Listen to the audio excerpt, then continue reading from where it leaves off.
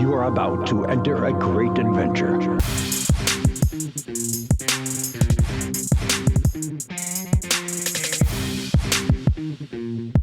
This is Starting from Gorilla. That's good. I think he's cute. He's so sexy. He's got the look. The drive that goes wild. Got the moves. He's just a sexy boy. Sexy boy. Well, welcome everybody to another edition of Strutting from Gorillas, fresh off our most listened to podcast of all time. Our 17th podcast was the Bret the Hitman Hart deep dive. We're here for the second part of our 3-part series. Today we'll be doing a deep dive with the Heartbreak Kid, Shawn Michaels. And as always, I'm here with Mikey Cash, Don Vito, Bobby Stone, and we're here to be 30 plus men who are lifelong professional wrestling jabronis who discuss all things pro wrestling from a fan's perspective. That's well done. That's a great opening. There you go. That's right. There's 30 plus men in, Yep. in 30 plus men. Great opening. There you go. I loved every second of that. I dig it. I'm like a current day WWE wrestler who's being scripted this fucking bullshit. Next time we'll give you a couple of bullet points to hit. That's it. Yeah, give me the bullet points. Let me work my magic. Yeah, you sound like Lance Storm over there. Lance I could be Storm serious for a moment. Yep. I sound like be serious for a moment. I'm gonna have a seizure or a heart attack. Listen, we got a couple things to cover here today. The second part of the 3-part series. Today, we're gonna go over the Heartbreak Kid's career.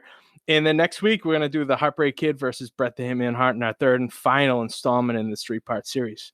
So let's get rolling. We're going to go through the early years, the middle years, the click years, his hiatus. He lost his smile at some point. Who wants to start?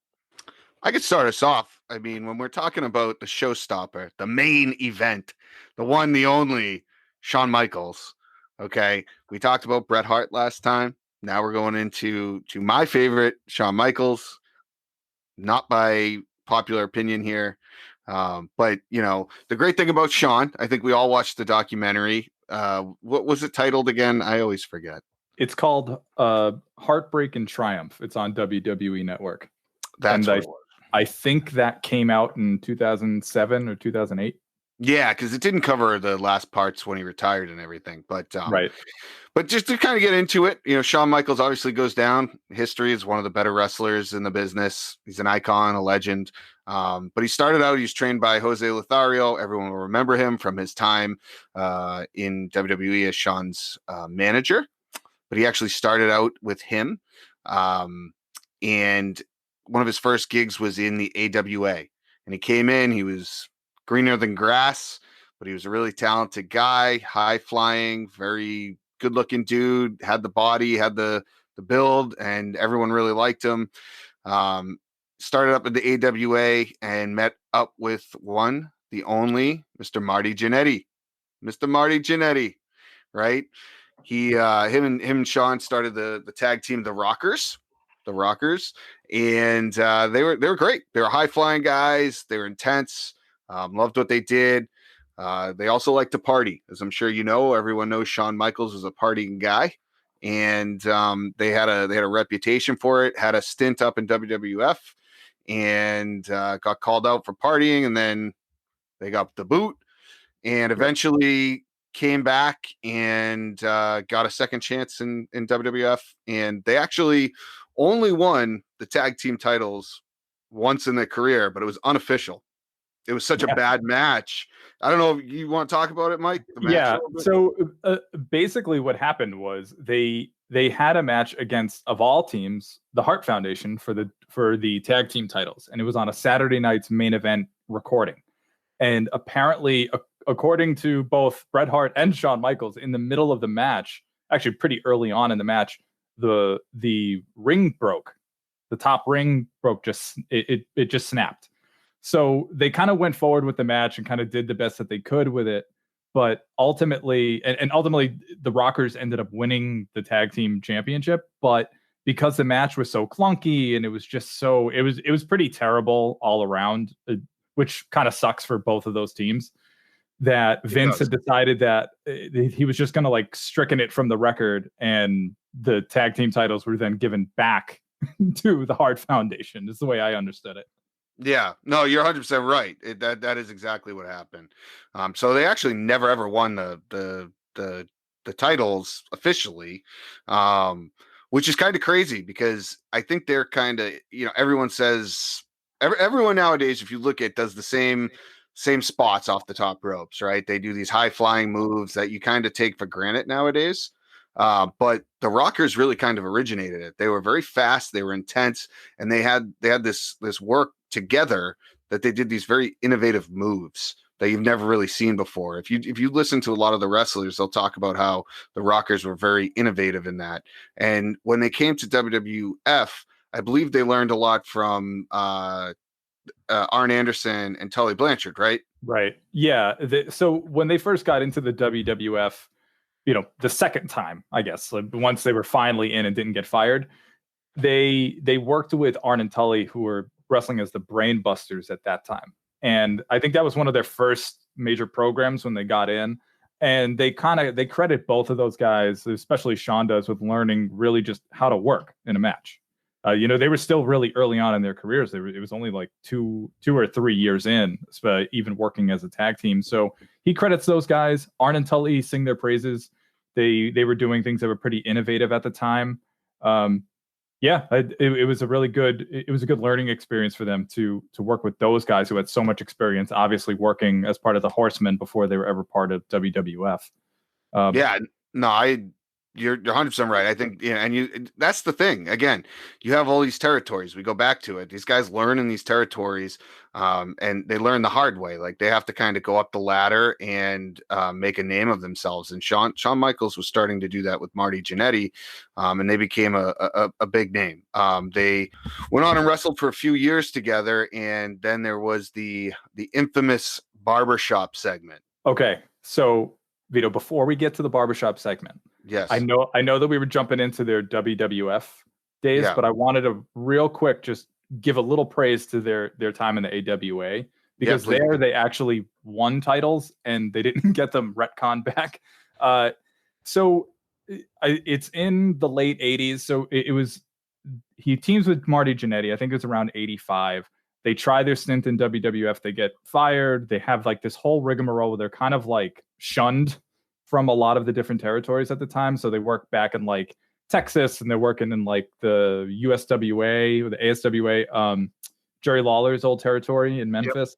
Yep. And they start just kind of earning a name for themselves and end up getting back into the AWA again. And it's there that they have some really interesting matches. They fight the Midnight Express. So that at the time, the Rockers wrestled as the Midnight Rockers. So it was kind of like a battle of the name. And I would encourage people to check out on the network. They have a whole section on AWA, and they have their weekly television shows. And one of them, it's headlined by the match of the Midnight Rockers versus the Midnight Express. And wouldn't you know, who is the manager for the Midnight Express in 1986? Paul E. Dangerously. So if you want to get a little early Paul Heyman action, check that match out. That was really good. As well as the Rockers versus Buddy Rose and Doug Summers. This was for the AWA tag team titles. These guys were entrenched in like a 2-year feud, and it was really fascinating to watch this match. I couldn't really find it on the network, but if anybody out there has the DVD from the Vault, Shawn Michaels, that match is on that DVD. It's really good. It's brutal and kind of high flying as well. It's just another shining example of the style, the selling, workmanship that we'd kind of come to know from Shawn Michaels later on in his career. You saw snippets of that in that match. So sorry, Vito, I'll let you get back to the barbershop. No, that was a great point. Yeah, no, those are some good matches that I think a lot of people don't know about. So good tidbits there. But yeah, then we get, they go into WWF, they have this run that's where they really gain recognition, because WWF's on television. The other territories typically weren't. And Shawn and Marty start to shine. Well, then we get into the whole barbershop segment. Mango, you remember the barbershop segment, Bobby? I think you guys remember that, where he goes in there, the infamous, "Oh, we're together," and then boom, super kick through the window. It was one of the scariest moments of my life as a child. Yeah, you know what though? Sorry. I was gonna say it's funny you say that because it's one of those moments that, like, as a kid, in kayfabe, everyone's like thinking that everything's real, and then all of a sudden Shawn Michaels turns his back on his best friend, and he goes through a window, and there was blood, and it was a real segment that I think at that time people felt. Yeah, they never really took chances like that back then. So this was No. a big step for him, especially that barbershop incident. I mean, like you said, there's broken glass, there's blood. Yeah, a lot of the kids in the audience, the camera panned to their faces, and they're just absolutely shocked. As well as a lot of people out there were that happened, especially the way that it did. Yeah, it's hard. It's funny to look back and think about how Marty Jannetty and Shawn Michaels were almost equals at the time, right? Theoretically. Yeah. And for whatever reason, I mean, Shawn had, like we said in past episodes, he had the sizzle, right? He was a really good heel. I thought he like whenever he turned when I was a kid, that was so believable. Like you said, It was. I was like, he really is a piece of shit, and I'm 6. Well, it's great because even after that, like to sort of further push him, they teamed him up with Sensational Sherry, who had some real championship pedigree at the time because she was managing DiBiase, Macho Man during his like Macho King run. I mean, those are big dudes. And the fact that Sherry just had such a history in this business anyway of managing big names. So teaming her up with Shawn was a way to kind of give him a rub too and to be taken seriously. And fun fact, at the beginning of his singles run, do you know who coined the term Heartbreak Kid? I think I know because it's written on the paper in front of me. But is it? Wait, did I already tell you this? I think I did. Kurt Hennig. Yeah. Boom. Yep, Kurt Hennig. How did it happen? Do you know how it happened? Like, or was he like on commentary or something? Yeah, he was on commentary and he just said it. Yeah, he started. So after he breaks up with Jannetty, he starts his first singles push, and you got to remember this is really like his first singles push of his career because he was a singles wrestler early on, but most of the time he was teaming with Jannetty. So now he had a time to shine, and they gave him this gimmick, and he kind of just ran with it. At first, he wasn't in love with it. And then he started to be this guy who was in love with himself. In fact, did you know at the beginning of his career, when he used to leave matches, when the matches were over, they would say Shawn Michaels has left the building, like Elvis has left the building. They would literally announce it over the speaker. No way. They were trying to make really? this is a true story. Yeah, that's a true story. Wow. And so he really tried to embrace that, like, I'm in love with myself type attitude. And I think when he started doing that, he started gaining this confidence and it really fit with him. And he started to get all the pops. And then he started, not only that, as it started going on, he started having the best matches on the card. It wasn't even it was no contest. He had the best matches on the card pretty much night in and night out as you went out throughout if you look back at his career when he first started as kind of the Heartbreak Kid. Well, yeah. I mean, he was looking to make a name for himself. And I think, as you said, Vito, the more he gained in confidence, you saw that in the matches that he had. And as we're going to get to in a second, he starts feuding then for the mid-card championship at the time, the workhorse title, the Intercontinental Championship. And obviously he meets that criteria 100%. Yeah, and I think it was right around this time. So he had that like party attitude. And this is the kind of downfall to Shawn's career is it's kind of marred by a lot of drug use and alcohol and addiction. And it's one of those things that started off slow.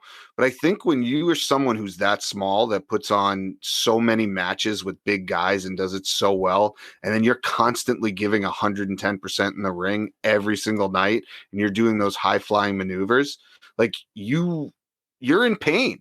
And there was someone on the documentary that even said, like, if you look back, it looked like Shawn, he was in pain in almost all of his matches. And I mean, it's true. He probably was because he was getting his ass kicked a lot of the time.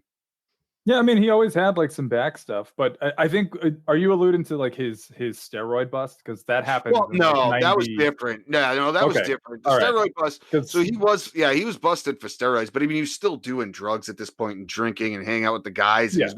He's going full course, and he's And like, all people of don't them were love at him. that time. Yeah, they all were, but he was a little bit more of the top. People didn't love him.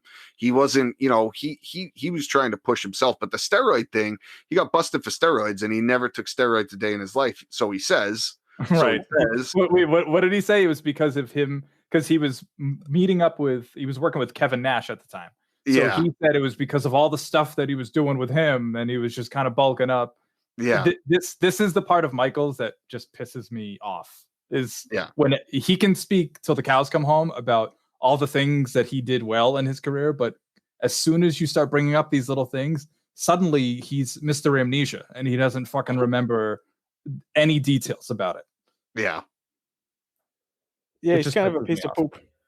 It just that part just pisses me off. He's a really great wrestler, but like he just has a real hard time taking accountability. So all To of me. this was what? Mid 90s, early 90s, right? Yeah. 92, 93, 94. So you were talking about Sensational Sherry, which is one of my favorites. We love that.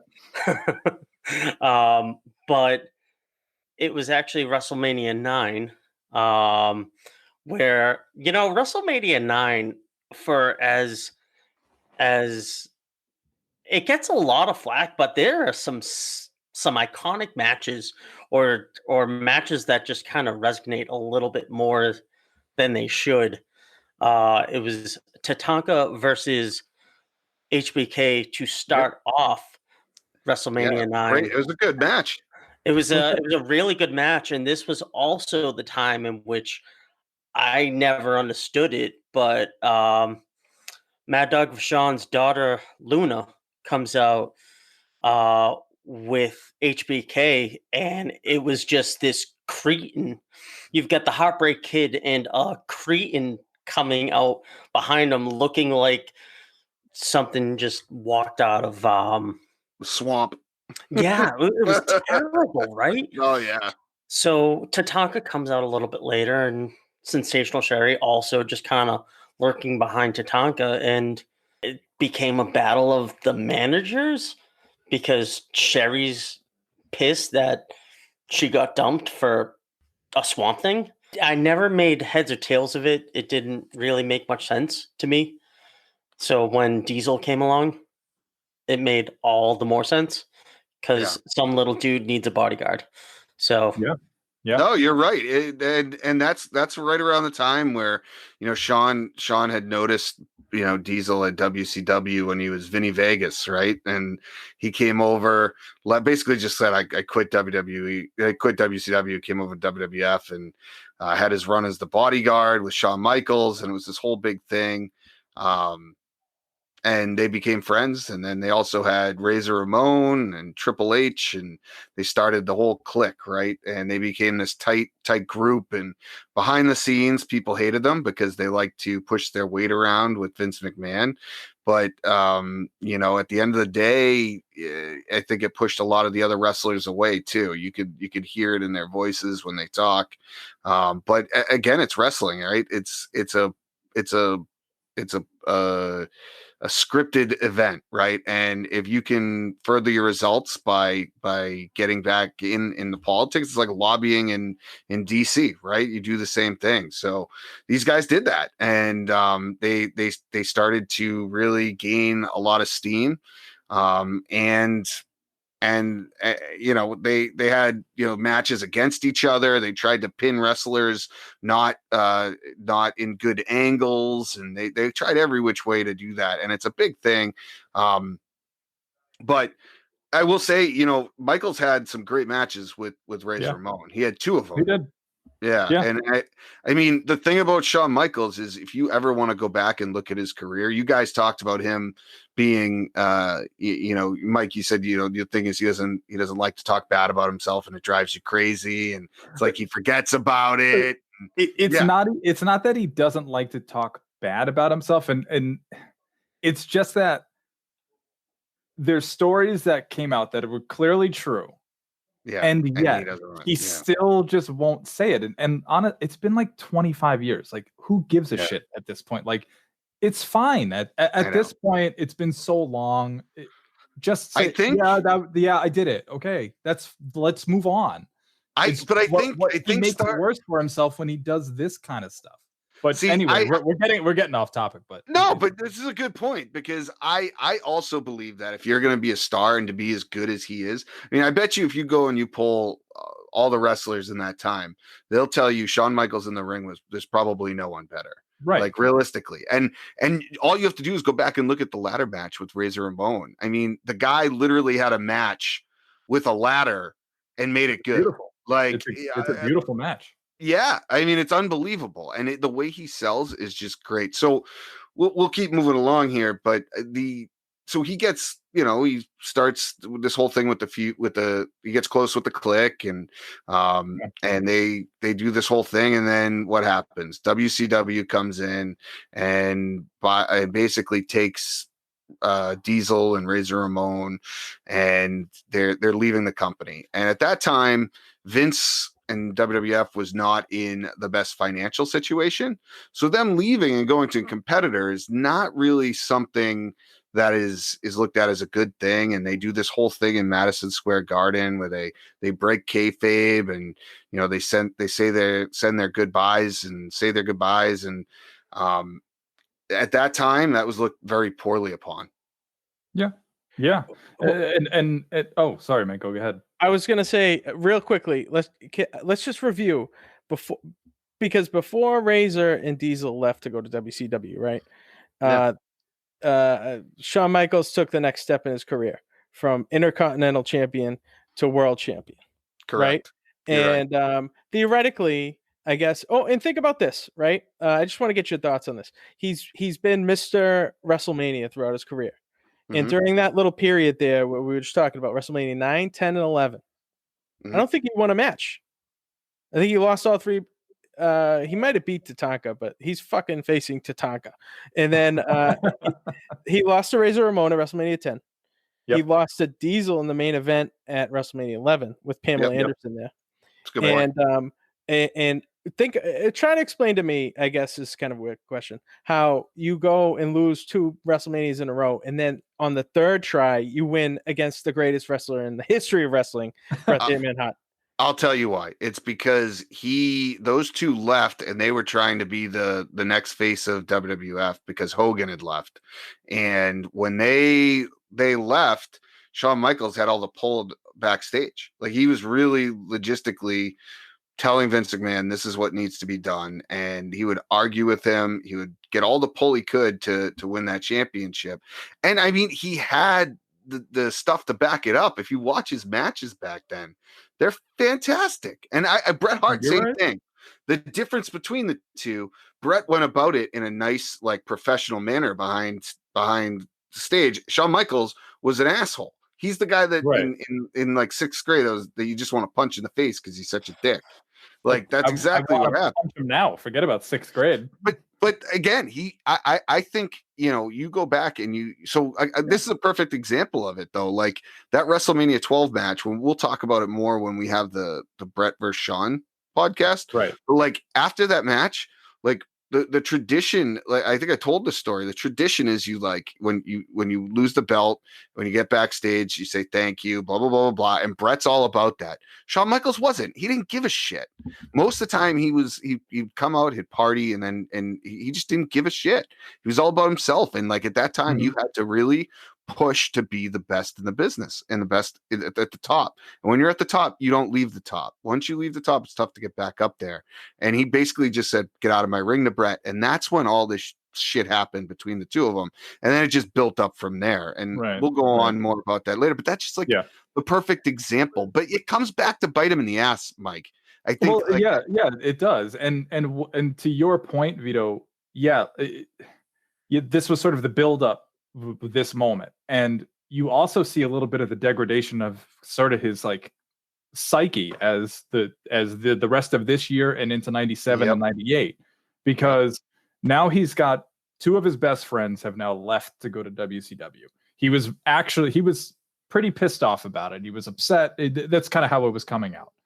And so they leave. He wins the championship, and now he's worried about the ratings. Everything is about, well, now I have to make sure that the WWF remains on top. So it makes sense for any champion to put that kind of pressure on themselves. But for Shawn, his coping at the time was not great. So he has like little to no ability to like tolerate any sort of the stress that he's under right now. So he becomes even more difficult to work with and becomes even more of an asshole, because that seems to be how he's finding his relief, is making other people just as miserable as he's feeling. Correct. Which is right. So all this is happening while simultaneously he's having 5-star classics, right? Yeah. Let's look at that 96 run that he had as champion from WrestleMania to Survivor Series.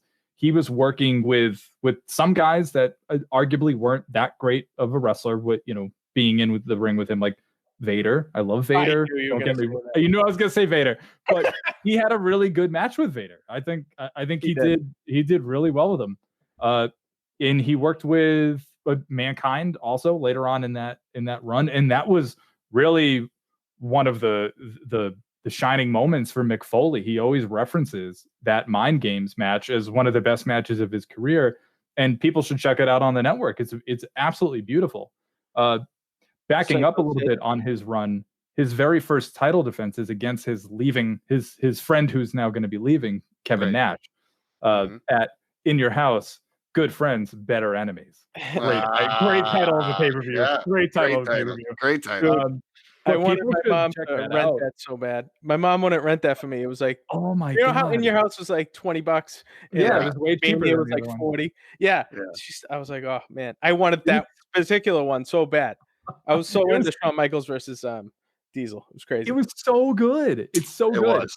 And there's, so if anybody ever buys that From the Vault DVD, I might be the only person on earth who has it, but there's actually alternate commentary for that match with Shawn Michaels and Kevin Nash, just like kind of talking back and forth about like what made that match so special for them. And what did was the fact that at the time, WWF was trying to compete with Disney. So that meant there was no blood. We weren't using weapons. Like, you very rarely saw any of that kind of stuff used. And I think because of that, this match stood out, because they started using a little bit of that. And obviously they took a different step once he was wrestling with Foley later on in that year. Yeah. But this was sort of the beginning of you seeing that kind of outside of the ring action, having other weapons getting involved. Michael's getting powerbombed through a table, and they didn't take the monitors off, so they just flip up and land on him, which looks like it sucked so bad. Yeah, I'm sure it did. But it's a really fun match to watch. Yeah, he put on some good ones, man. But like I said, like, so you get all these, but here's the thing: WWF had all these big stars leaving, and Shawn Michaels had no one to help him draw ratings, right? He had to put on matches against Vader, against Mankind, and Mankind's a great match to watch, but it's just not like typical headline stuff usually. You know what I mean? And so especially at that time, right? Yeah, definitely not. No. Yeah. And so he's feeling all this pressure now of going up against all this stuff. And you're right, his coping methods were terrible. And I think the pressure got to him, and he ends up, he does the whole curtain call thing with the Click and whatever. And he goes to the 97 Rumble, and he wins against Psycho Sid. And that's the whole thing with the Jose Lothario, and he throws the camera on him, and of course Psycho Sid, that's the freaking match. Like, it's so he's a hometown kid, he wins the belt, and then I think the pressure just was too much of him being in the top spot. And then comes the whole Thursday Night Raw thing, where he basically surrenders his title to Vince McMahon and says, "I've lost my smile." Right. And it's been talked about forever. But the debate behind it is, there's still this bad blood between Bret and Shawn now doesn't want to lose the belt back to Bret at WrestleMania 13. Right. So they think it's a mixture of that. Plus, Shawn's just not a happy person. To me, it seems like a spoiled kid who doesn't get what he wants. So he's just like, hey, I'm not doing this. Here's the belt. You can put it on him. I'm leaving. Right. Because I think it was shortly before that, they allude to it on this DVD that there was an incident that happened and this was sort of talking about the result of not having Kevin and Scott Hall there, that Shawn was out at a bar with, I think it was with Triple H, and they're out and he starts like saying something to somebody else's woman, and then they start like getting in a fight and he gets like punched in the face. He kind of like some guy kind of beat the shit out of him. Yeah. And like this was just like another example to Shawn of just how lonely he was feeling at the time. And it's funny because, he says, I lost my smile. And well, I never thought about it watching the DVD, but his mom actually said that to him. Yeah. She was the morning of him going to that promo. She was the one that said that. Yeah. Like, you look like you lost your smile. Yeah. Oh, Yep. I didn't know that. Interesting. That's what he said. He surrenders the belt and then he just kind of walks off. And it's just interesting because not only did Vince keep him around, he was still paying him. Yeah. Like there was this whole time where he was just paying him basically, I was it $100,000 a year or something on the books, and just paying him so he wouldn't go to WCW. Vito. And, yeah, he was desperate. So this period you're talking about, right, is after 97. WrestleMania 12, leading up to WrestleMania 13. So between right before WrestleMania 13 and all the way to WrestleMania 14, he was kind of active, right? He was active. He became champion again. He faced the Undertaker at Royal Rumble. That's when he hurt his back, right? Yep. And that was in 98. Yeah. No, this was the year before that. This is before that, Bango. Yeah. This is when he lost his smile and he was supposed to wrestle Bret Hart at WrestleMania 13, but it didn't happen. And Undertaker was actually the champion, if I remember correctly. Yeah. But he was only out for like a few months. Yeah, he was only out for 3 months, and he actually showed up at WrestleMania, which wasn't he like? I think that rubbed people the wrong way too, because they're like, "Oh, so you're saying you need time off, and now you're just back here sitting around." Because he came back a couple of times during that. Yeah. period. Oh, you're right. I'm sorry. So I it got was like yes. You're 100% really right. I was strange. saying I was thinking really the strange. longer. Yeah, I was thinking the longer time off. Yeah, but no, you're 14, right. Yeah, you're 100% right on this one. Yeah, he comes. I win. It was a couple months. He comes back almost like right after WrestleMania, so like it feels very convenient. And I mean, all of this might have been true, but it doesn't come off that way when he comes back like the week or two after WrestleMania. He's like, all right, I'm ready to go. Right. That you're 100% right. That is exactly what happened. You're 100% right. Yeah. And so, he does this whole thing and basically right after that, that's when the whole Degeneration X starts to form, right? You start to see the beginning of it. They call it the Click. And, right before WrestleMania 14 is really when he starts to gain steam with DX. And it was funny because he did a lot of stuff there. I feel like he just tried to push the limits on everything that he did. He just did not give a shit. Like literally did not give a shit. If you watch, there's one point where he comes on the screen and JR is doing an interview with them and Vince McMahon isn't at the show. And so he comes out in these really short shorts and stuffs his shorts. And remember, he's like jumping up in the air doing the chop crotch. Yeah, doing the suck it to him. Yeah. And they didn't air half of it on Raw because they thought it was too ridiculous. And JR was pissed and he got fined. But it was the stuff like that started to sway the balance of power between WCW and WWF. Well, yeah, because you think of it this way too. Like we think of the timeline of when this was all going down. So by mid to late 1997, right? Michaels has sort of officially come back. He's now reffed that match at SummerSlam where Bret Hart becomes the champion because he ended up hitting Undertaker with the chair. Yep. Also at this time in WCW, you're looking at the NWO has been around for over a year. Yep. And it's funny because like right after that, like you started seeing them start to lose a little bit because NWO got too big and watered down, and that'll probably be another podcast. So tune in for that. But back to the WWF, they're thinking to themselves, well, we got to do something as an answer to that, I think. And And I think this was their way of doing that, sort of that counterculture. We're gonna take, what's, kayfabe and sort of turn it on its head and kind of like piss on it or whatever it was. They were trying to upend tradition. And so I think a lot of the logic for Michaels and Triple H at the time were, hey, this makes us laugh backstage. We'll just bring this out onto the screen. But I think what gets misconstrued is that what they thought was funny was also pissing off everybody else at the time, because he was already cool. Miserable. Right. Yeah, he was already miserable. So it was just him kind of shitting on everyone. And that's why I think it was rubbing people the wrong way. Plus, like you said before, Vito, the drugs were not helping him in his decision-making process. Yeah.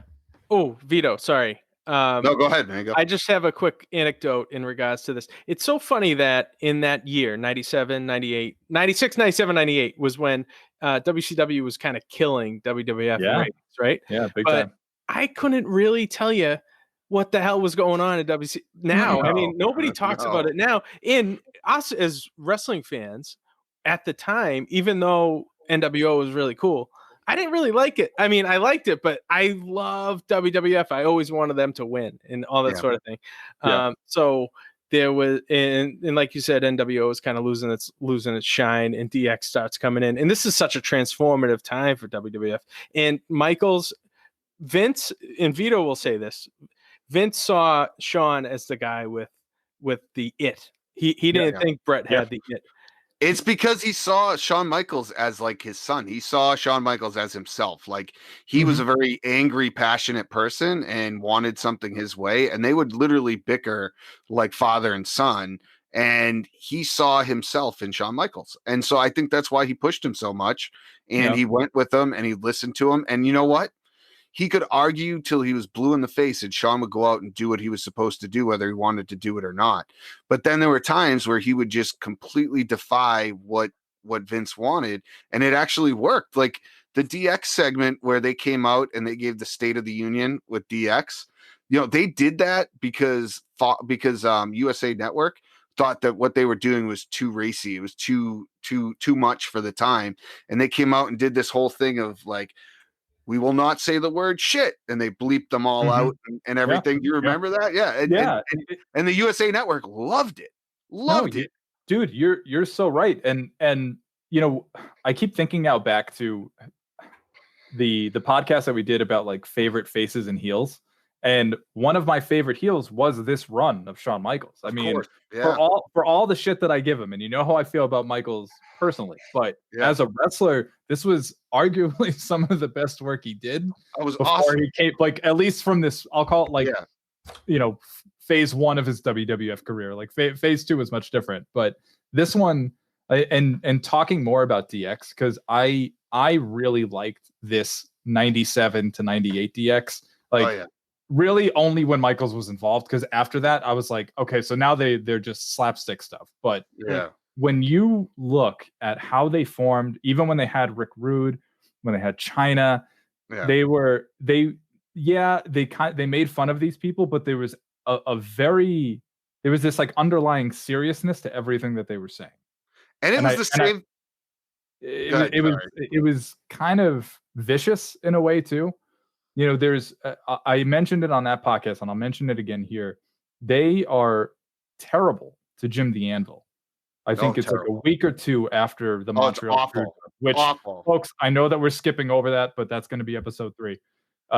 They basically convince Anvil he's going to join DX, and they basically they manipulate him throughout the episode of Raw. About how he's got nobody else left because the Hart Foundation is now broken up and nobody else is there for him. We can take care of him. So they have him come out and they just beat the shit out of him.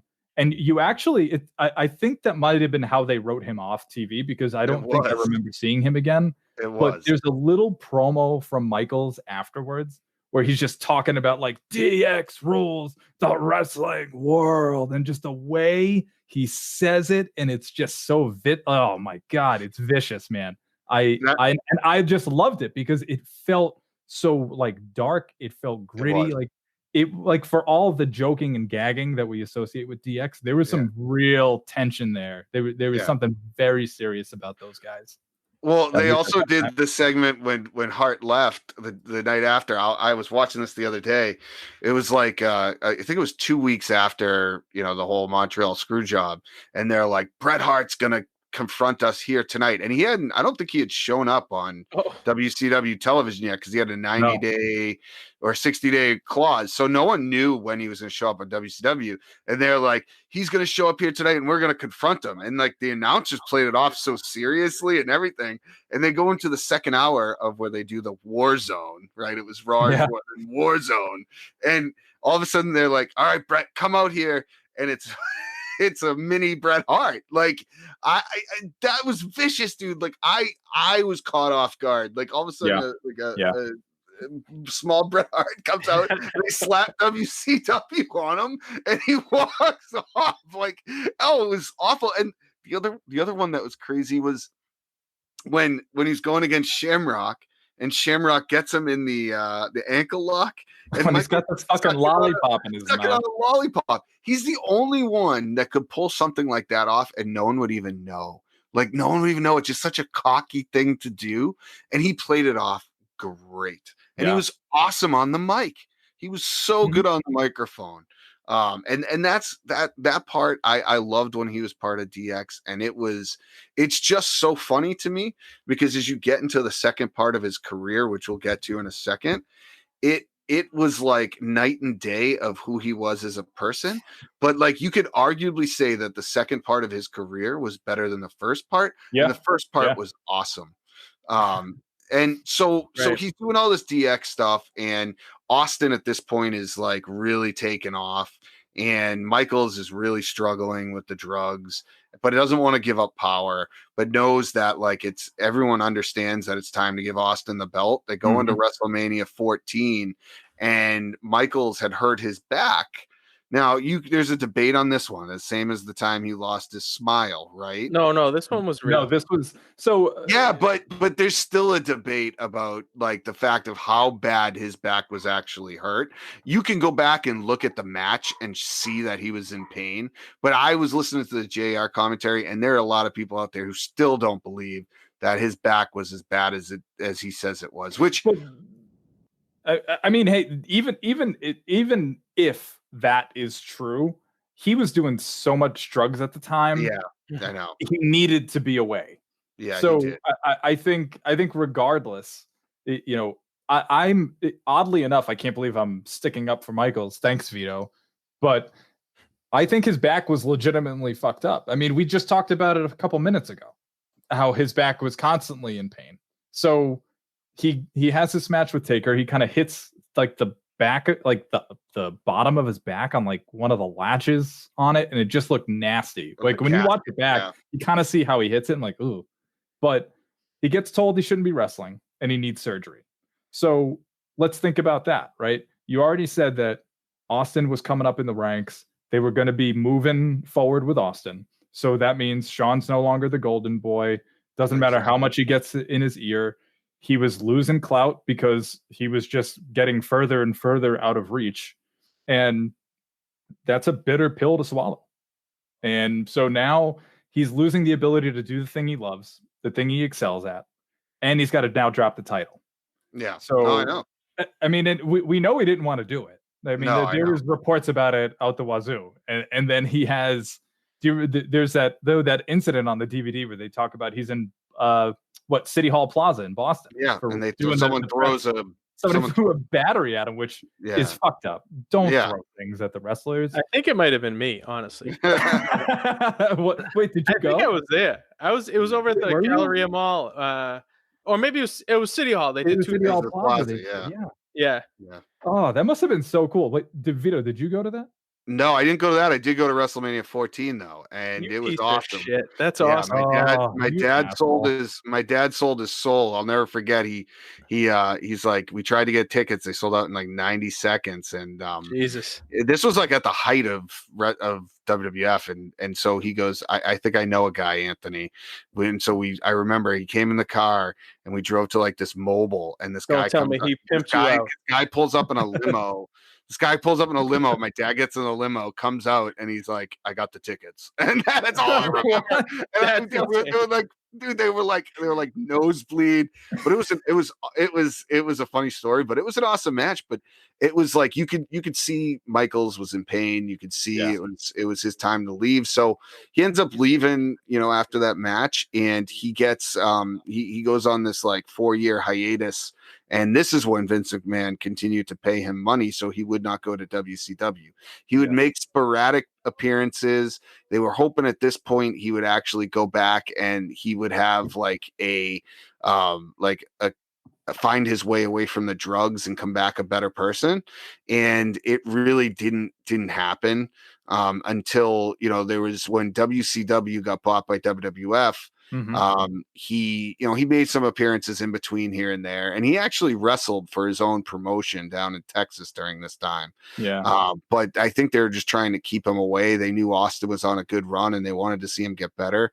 And so he sees this Nitro girl and finds out he works at her gym, marries her, this whole thing, and has kids, and has an incident where WCW, the night that they did the taping, when WWF and Shane McMahon goes on WCW television, he gets in a fight with Triple H and he was just obliterated. And at that point they stopped talking and he went home and, realized he wasn't remembering things, had an incident with his kid, and just stopped doing drugs. So he says, comes back, finds Jesus, finds religion, really turns to it, decides, what, I think I got to take the first steps here, makes amends with Triple H and says, what, let's try having another match. Comes back in 2002, puts on a pretty decent match for 4 years off. And I was there. And it was at SummerSlam 2002. Yeah. Nassau Coliseum. Yeah. It was so, dude, that crowd went wild when he came out. I couldn't believe it. Like you would not have thought that he was gone as long as he was, because one, he was still fresh with the crowd. They like, people didn't forget about Shawn Michaels in the time that he was gone, and he did not lose a step. I think it was good that he was working with Triple H, because obviously he wanted to feel comfortable if he was going to have some return match, to be working with somebody who he can trust in the ring. But man, I loved it. I loved it. That match absolutely stole the show that night. Yeah, and I think that kind of instilled a lot of confidence in him. Like, okay, I can still do this a little bit. And he comes back, has that match, and says, you know what, let's do another one. You know what I mean? And he goes and finally has the Elimination Chamber matchup, and he becomes champion again. And I think at that point, it was kind of like, hey, I was this awful person. I'm not that awful person anymore. And this was kind of like his redemption. It was like his redemption tour. And he's like, I'm going to come back. I'm going to show them, do it the right way. Wins the championship, starts this like second rebirth of his career. And it just starts off slowly. His next match, he kind of gets put in there. It's supposed to be Triple H versus Jericho at WrestleMania. And Triple H gets hurt. And now it's Shawn Michaels versus Jericho, and they put on this amazing show. Like, they put on one of the best matches. That's a great show. Yeah, that match at WrestleMania 19 was awesome against Jericho. First time they ever fought. They had a really good story building up to that. I thought it was great.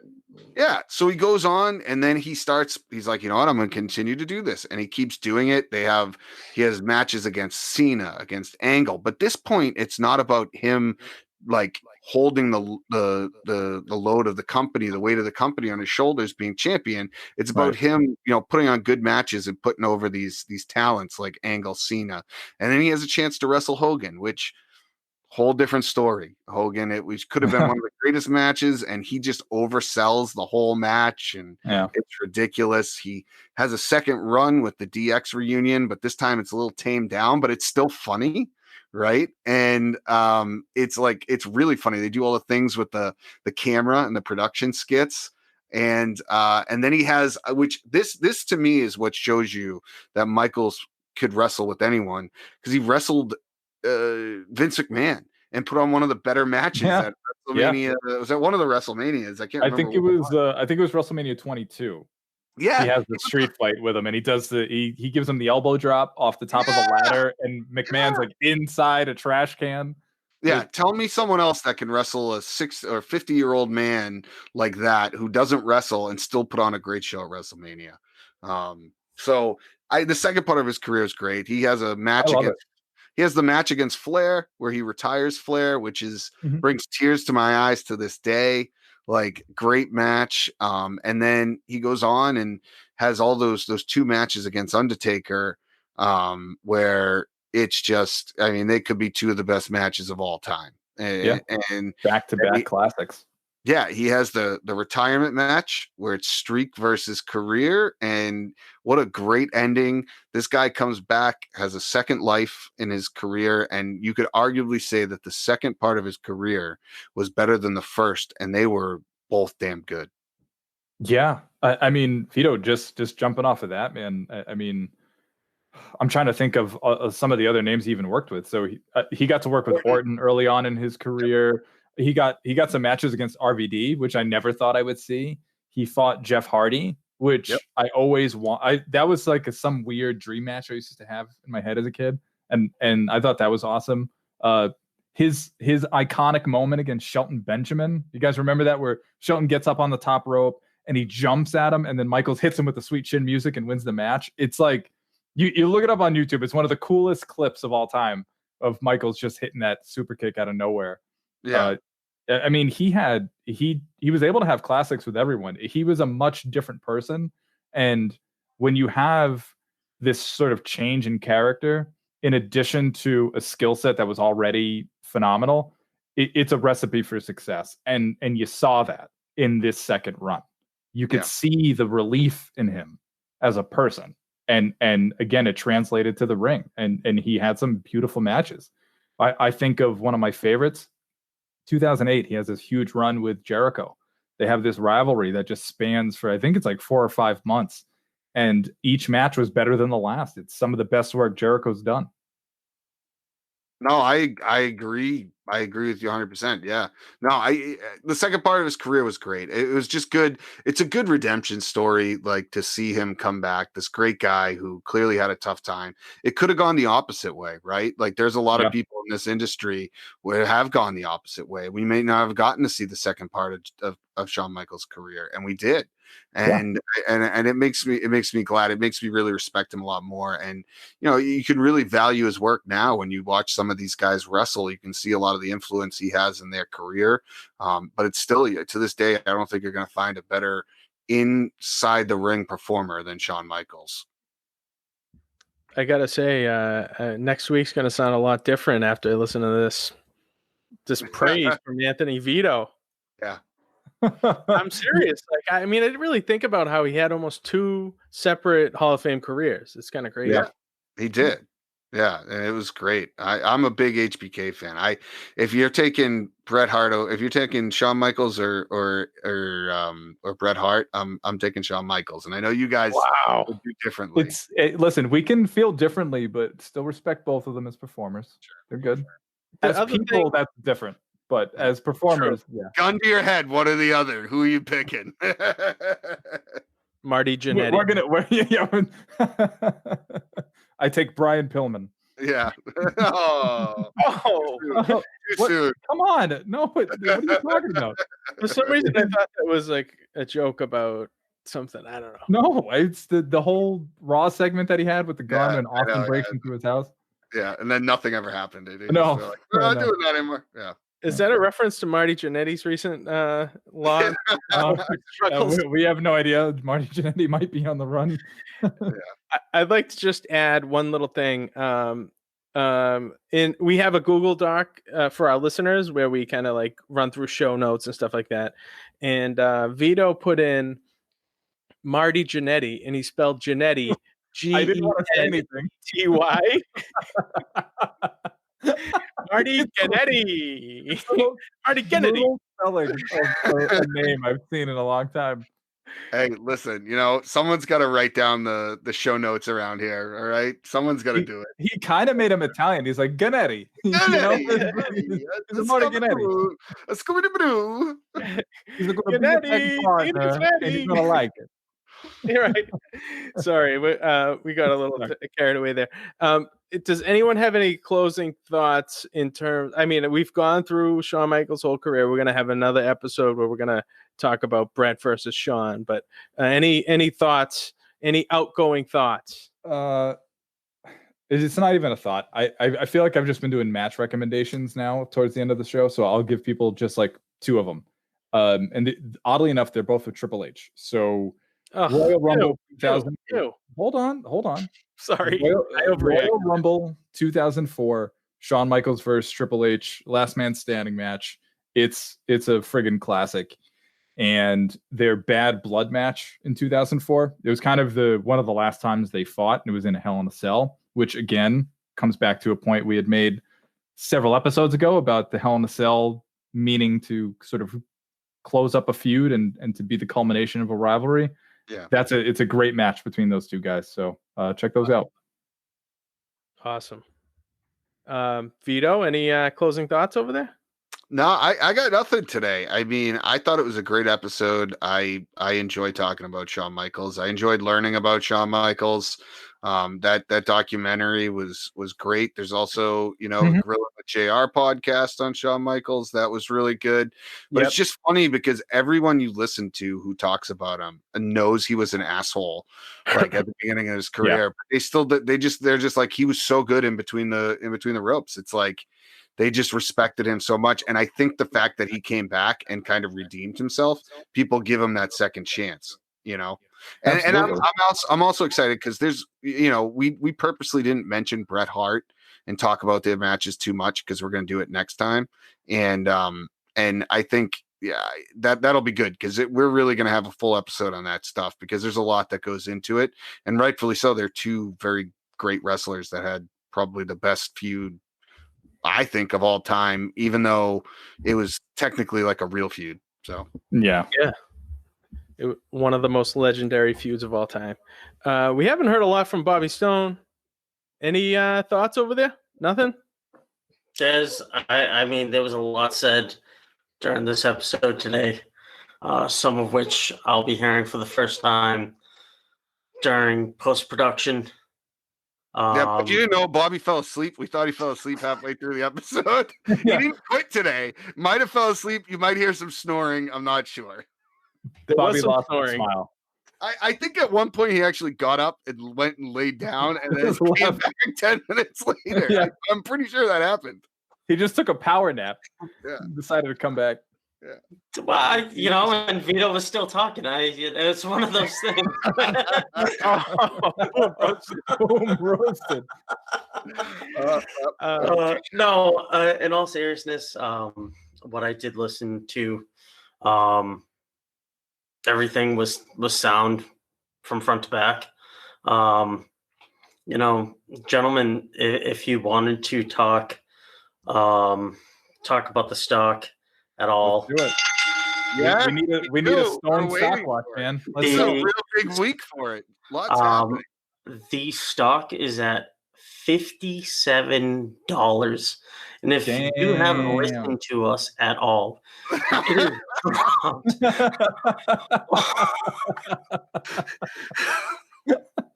has dropped all the way down to like $38 at points. And we should have bought. None of us did. Clearly, none of us take this seriously. This is the barometer, but it speaks volumes to what Comcast just did by tying up the WWE network to Peacock, which is Comcast's streaming service. And news broke yesterday, which was Monday the 25th. That deal was finalized, and since that deal is struck, it's actually gone up another $3. So the market is very interested to see what Vince is going to do next with the WWE network, especially now that it's on Peacock. I think we're just going to get a bunch of advertisements jammed down our throat for a service that's already being paid for. So I can't wait to cancel the fucking subscription, or get the super heavy duty premium one advertisement, one ad at the front, which is what they're doing with Geico or Progressive. Either one, it's terrible. It is a minute you can't fast forward, and a minute I didn't sign up for. But I believe it was Mike on a text message that none of you listened to, because nobody listens to text messages; they read them. Bingo.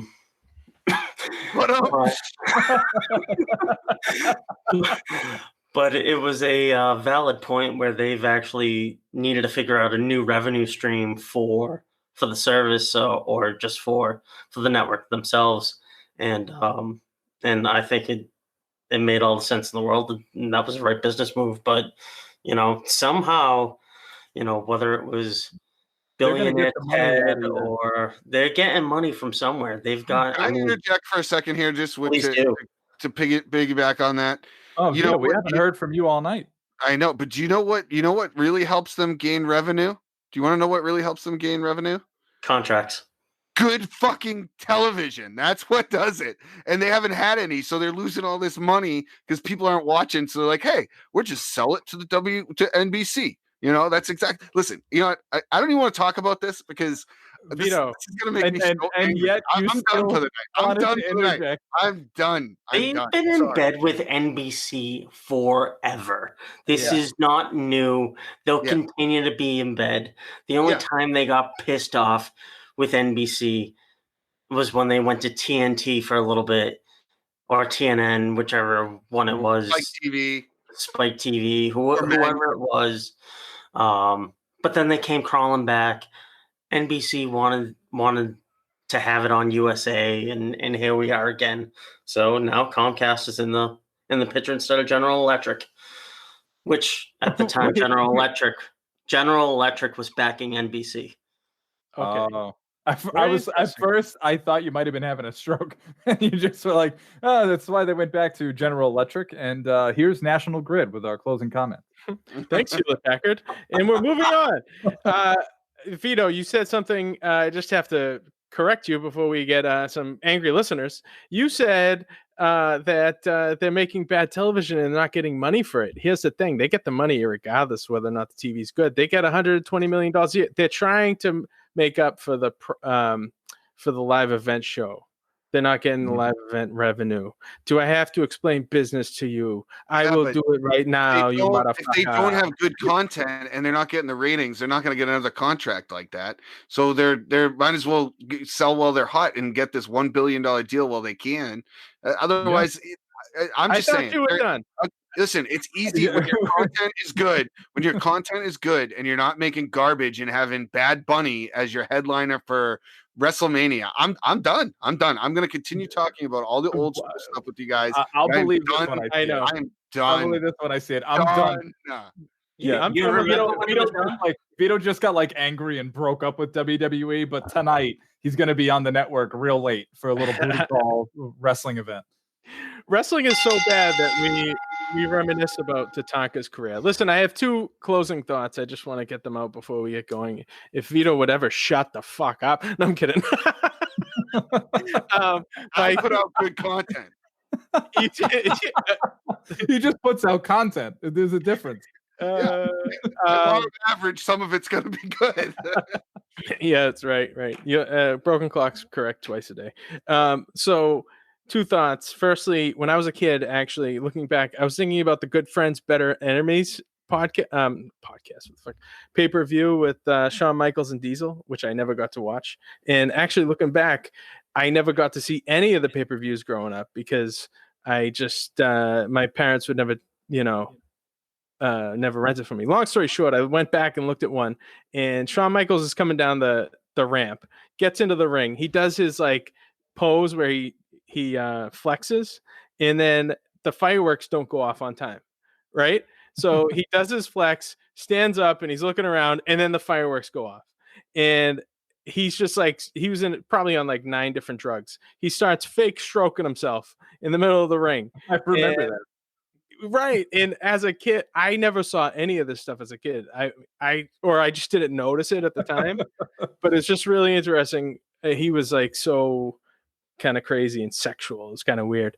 And one other, speaking of sexual stuff, one other story, my brother was dropping his friend off at the airport like in like 1996. And they're pulling up and they see Goldust and Shawn Michaels. They're going to get on a plane or something too.